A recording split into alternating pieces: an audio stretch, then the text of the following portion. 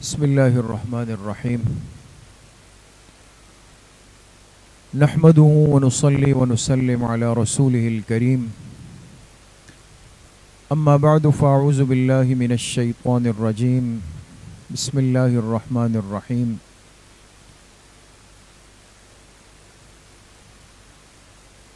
وَأَمَّا مَنْ خَافَ مَقَامَ رَبِّهِ وَنَهَى النَّفْسَ عَنِ الْهَوَى فَإِنَّ الْجَنَّةَ هِيَ الْمَأْوَى وقال رسول الله صلی اللہ علیہ وسلم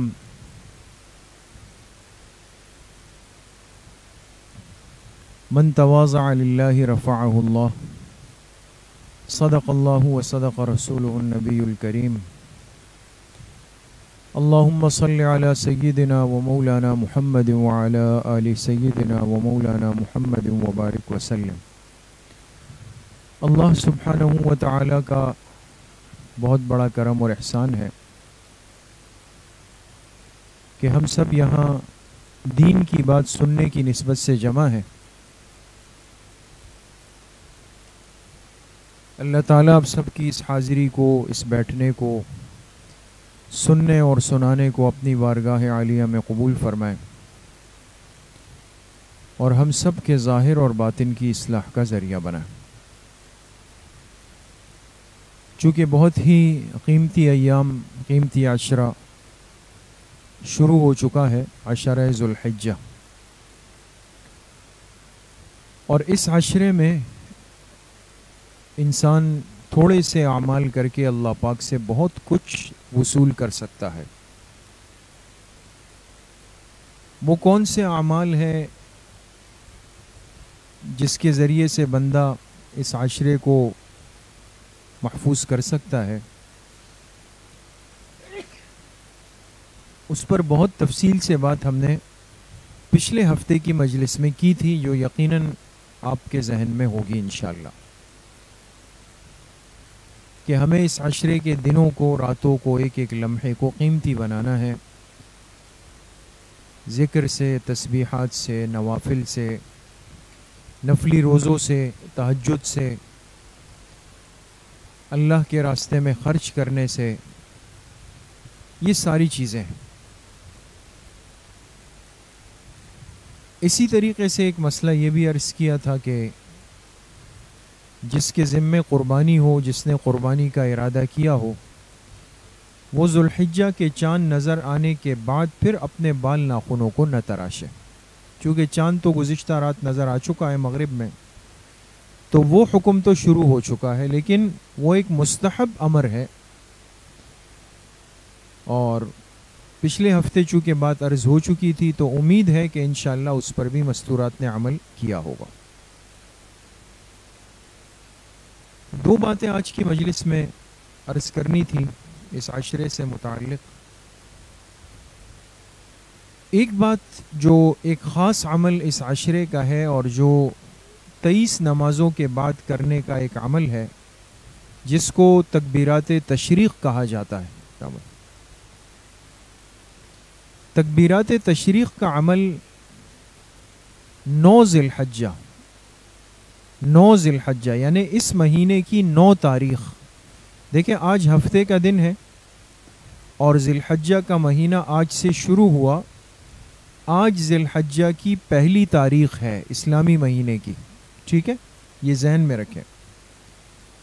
اور آئندہ جو پیر کا دن ہے وہ عید کا دن ہے، یعنی 10 تاریخ ہے آئندہ پیر کو، تو پیر سے ایک دن پہلے والا دن کون سا ہوتا ہے؟ اتوار کا، تو آئندہ اتوار کا دن جو ہے وہ ہے 9 ذی الحجہ۔ اتنی وضاحت عرض کر رہا ہوں، اب امید ہے کہ بات ذہن میں بیٹھ جائے گی۔ کل والا اتوار نہیں، آئندہ آنے والا اتوار وہ ہے 9 ذی الحجہ۔ تو حکم کیا ہے کہ 9 ذی الحجہ کی فجر کی نماز سے لے کر 13 ذی الحجہ کی عصر کی نماز تک کل نمازیں بنتی ہے 23۔ ان 23 نمازوں کے بعد ہر مسلمان عاقل بالغ مرد عورت پر جب بھی وہ فرض نماز سے فارغ ہو جائے، ایک مرتبہ ان کے لیے تکبیرات تشریق پڑھنا واجب ہے، واجب وہ عمل ہوتا ہے جو ضروری کرنا ہے، اگر چھوٹ جائے سستی غفلت کی وجہ سے تو انسان گناہگار ہوتا ہے۔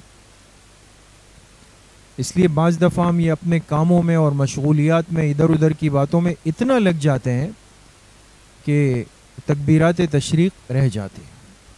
مرد حضرات چونکہ عموماً مسجد میں جماعت سے نماز پڑھتے ہیں تو وہاں تو جیسے ہی امام صاحب نے سلام پھیرا تو اجتماعی طور پہ ایک آواز بلند ہو جاتی ہے، اللہ اکبر لا الہ الا اللہ اللہ اکبر وللہ الحمد، یہ تکبیرات تشریق ہے۔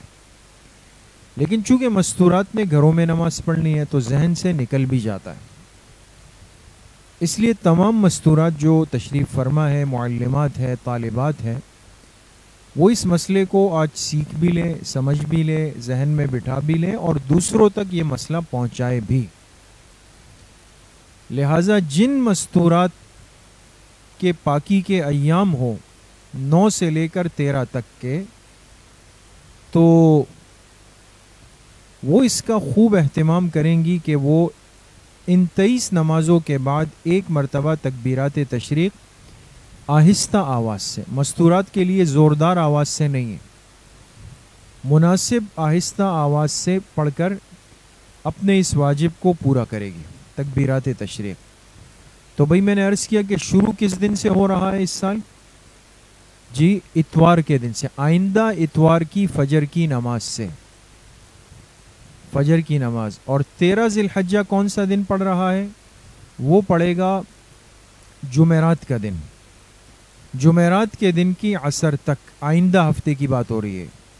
تو گویا اتوار کی فجر سے آپ شروع کریں گی، اتوار کی 5 نمازیں، پیر کی 5 نمازیں، منگل کی 5 نمازیں، بدھ کی 5 نمازیں اور جمعرات کی 3 نمازیں، یہ ٹوٹل نمازیں کتنی ہو گئی؟ 23 نمازیں۔ ان 23 نمازوں کے بعد ایک مرتبہ تکبیرات تشریق پڑھنا واجب ہے، اور ہمارے علماء نے اس کے لیے مستورات کے لیے ایک طریقہ یہ لکھا ہے، چونکہ عموماً انسان ہے ذہن سے کبھی بات نکل بھی جاتی ہے، تو فرمایا کہ وہ کمرہ یا وہ جگہ جہاں عموماً مستورات نماز پڑھتی ہیں، اور دیکھیں یہ ایک عادت بھی بنا ہے، یہ ہماری شریعت کا ایک تقاضا بھی ہے کہ مستورات بھی گھر میں ایک ایسا کمرہ یا ایسا کونا یا ایسا حصہ لازمی پکڑے کہ جو ان کی نماز کے لیے ہو۔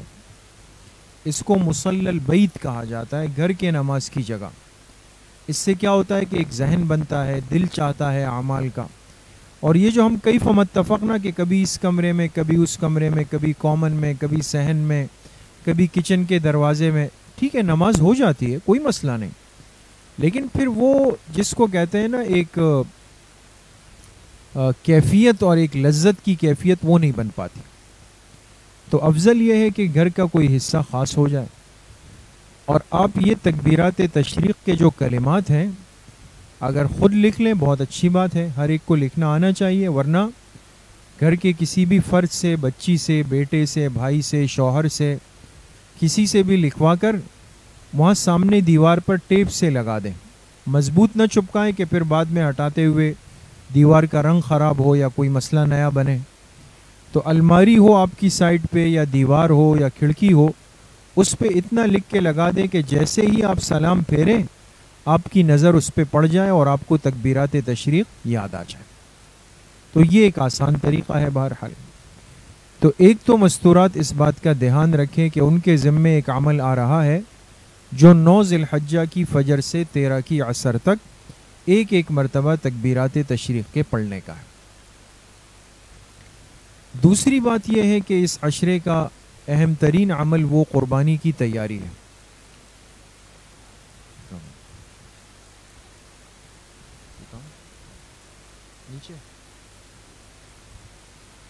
قربانی کی تیاری ہے۔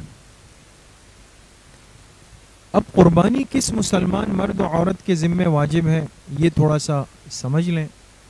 بعض دفعہ مستورات کی توجہ نہیں ہوتی بہت سارے مسائل میں، اور ہمیں ایسا لگتا ہے کہ شاید یہ قربانی تو ہمارے ذمے ہے ہی نہیں، اس لیے کہ ہمارے اوپر زکوٰۃ نہیں تھی تو قربانی کیسے ہوگی۔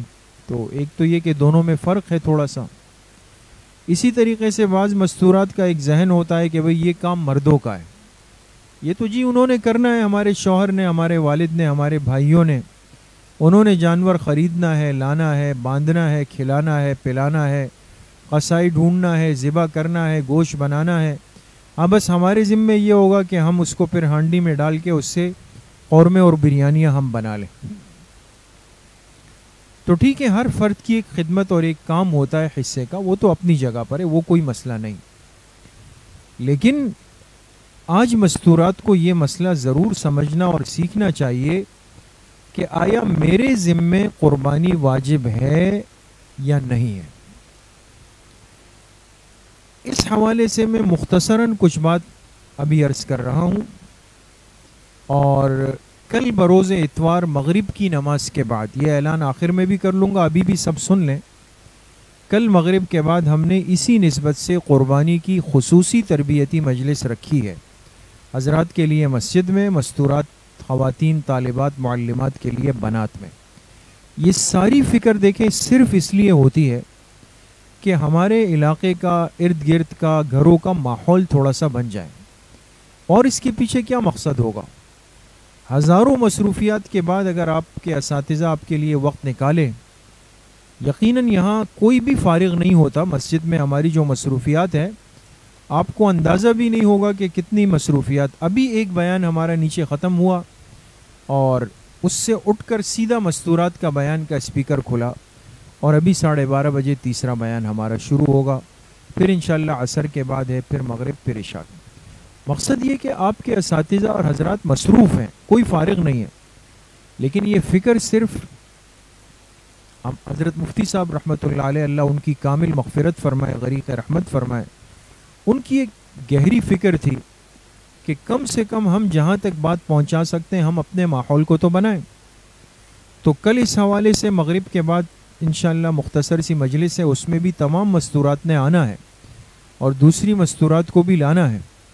ابھی میں مختصراً یہ مسئلہ اتنا عرض کر دوں کہ ہر وہ مسلمان جو عاقل ہو، بالغ ہو، چاہے مرد ہو چاہے عورت ہو، مسلمان ہونا شرط ہے، عاقل یعنی سمجھدار ہونا، پاگل دیوانے مجنون پر قربانی نہیں. بالغ ہو، نابالغ بچے اور بچی پر قربانی نہیں. تو کسی بھی مسلمان عاقل بالغ پر جو اپنے شہر میں مقیم ہو، مسافر نہ ہو، اگر اس کے پاس اتنی مالیت، یعنی جس میں 52.5 تولے چاندی، 52.5 تولہ چاندی کی مالیت کے برابر، چاہے سونا پڑا ہوا ہو، چاہے چاندی پڑی ہوئی ہو، چاہے نقد رقم پڑی ہوئی ہو، چاہے بیچنے کا کچھ سامان پڑا ہوا ہو، چاہے اب پانچویں چیز کو سمجھیں، 52.5 تولے چاندی کی مالیت کے برابر ضرورت سے زائد چیزیں پڑی ہوئی،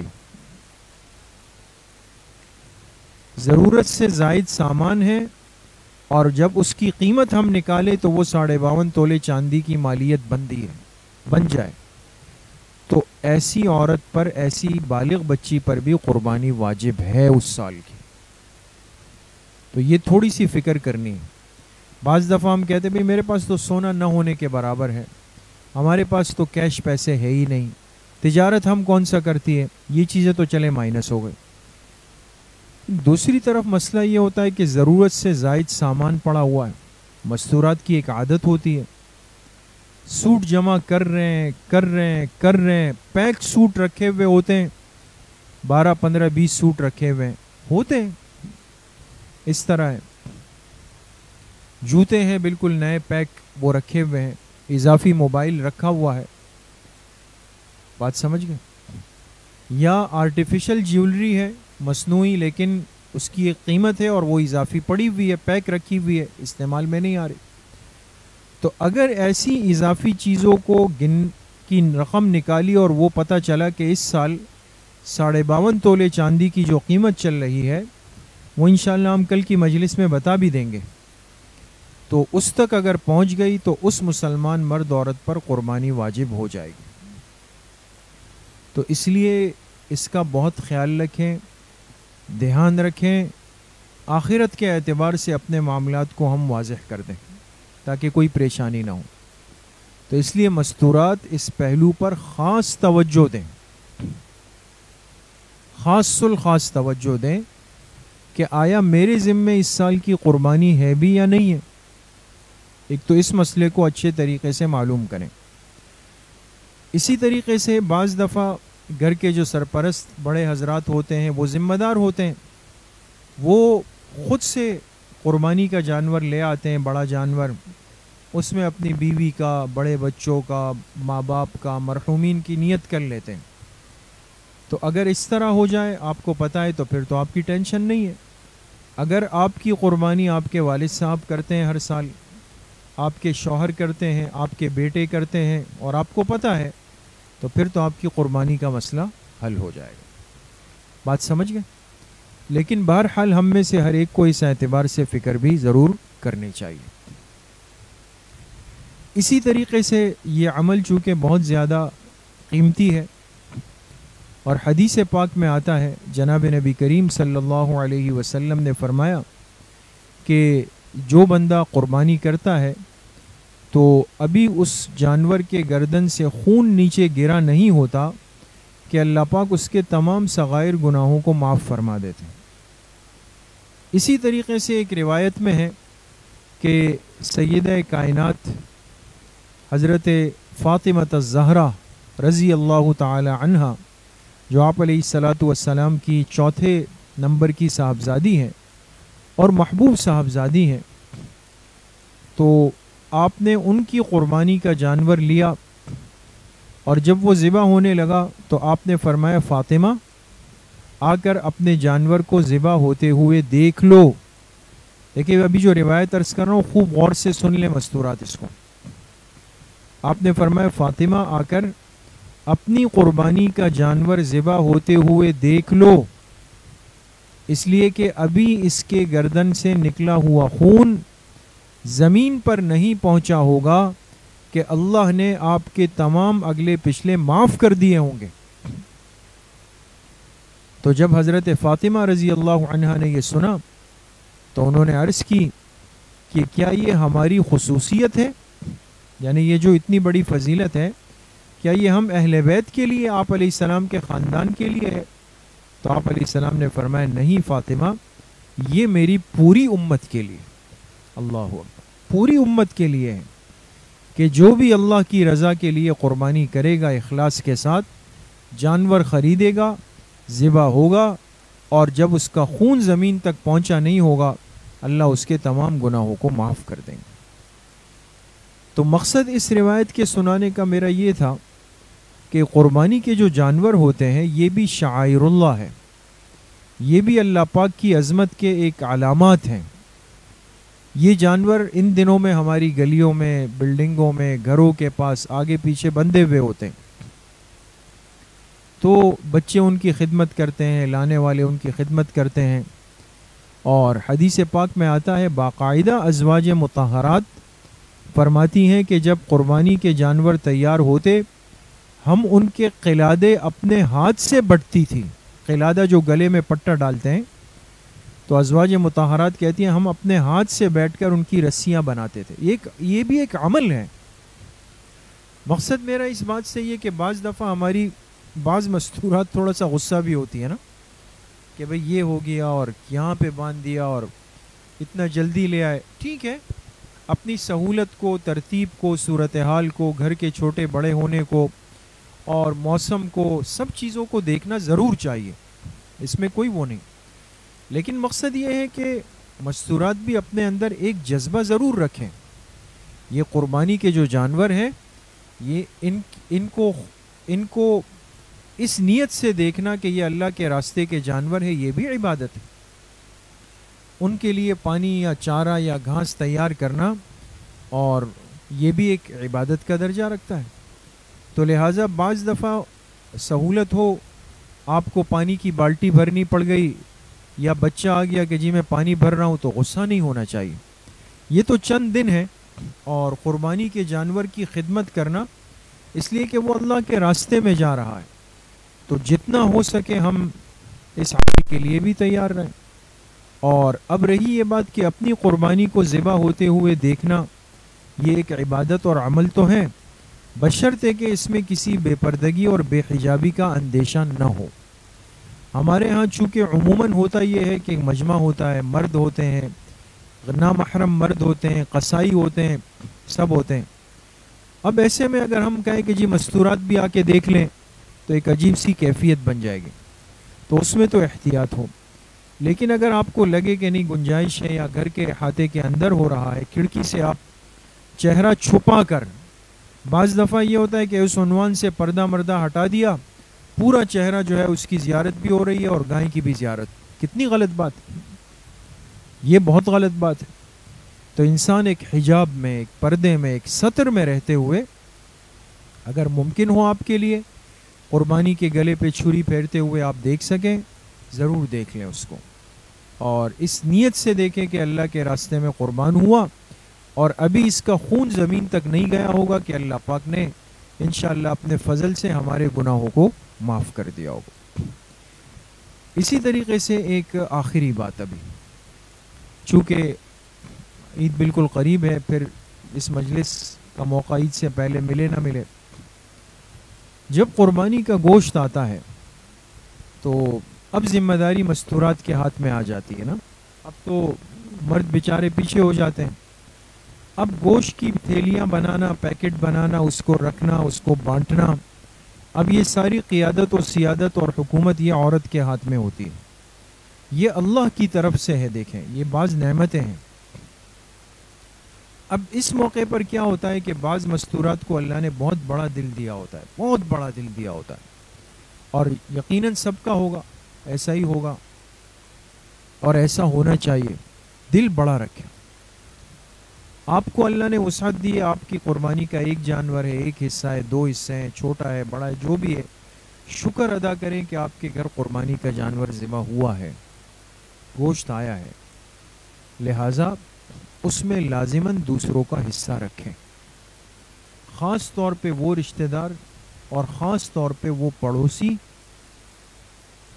کہ جن کے ہاں قربانی بالکل نہیں ہوئی، جن کی کمزوری کا آپ کو علم ہے، اللہ نے آپ کو موقع دیا ہے، خوب خدمت کریں۔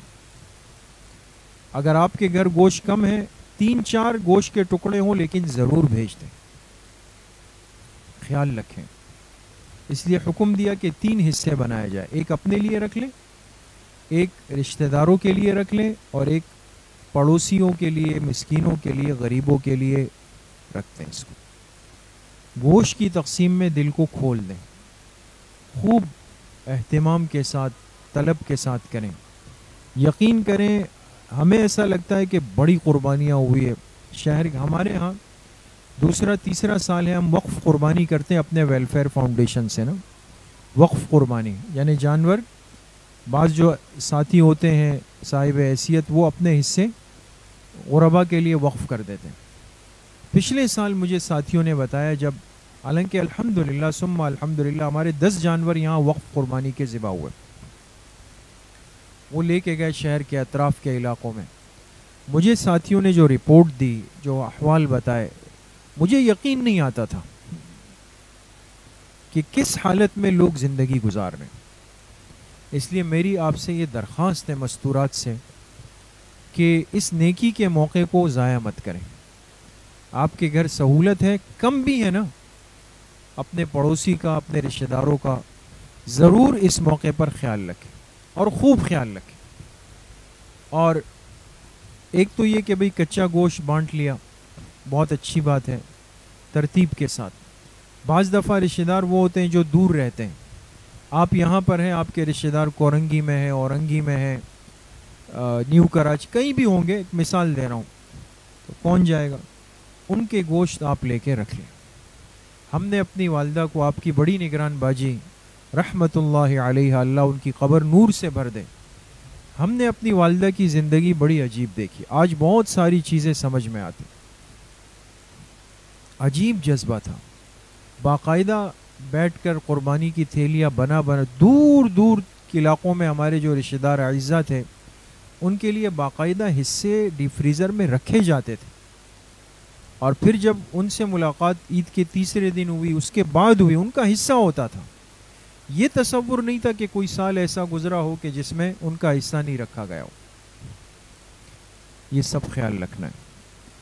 اسی طریقے سے میں آخر میں ایک درخواست مستورات سے اور کرنے لگا ہوں، جو میں اکثر کرتا ہوں۔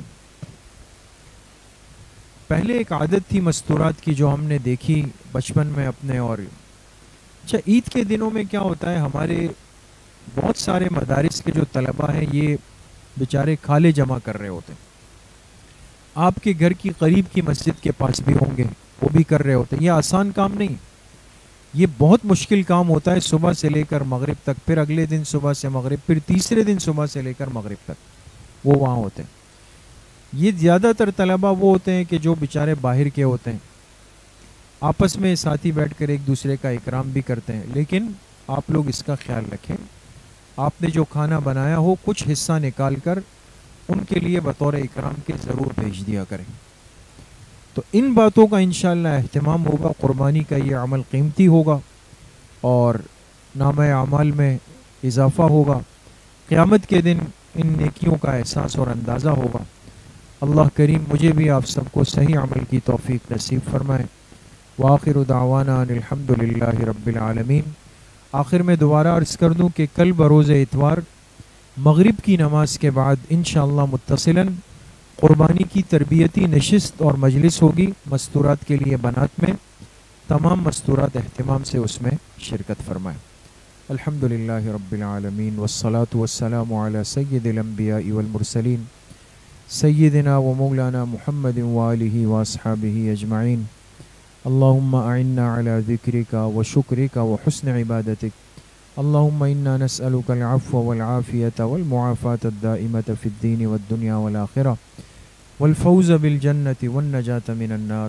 وصلی اللہ وسلم علی نبینا محمد وآلہ وصحبہ اجمعین برحمتک۔ السلام علیکم۔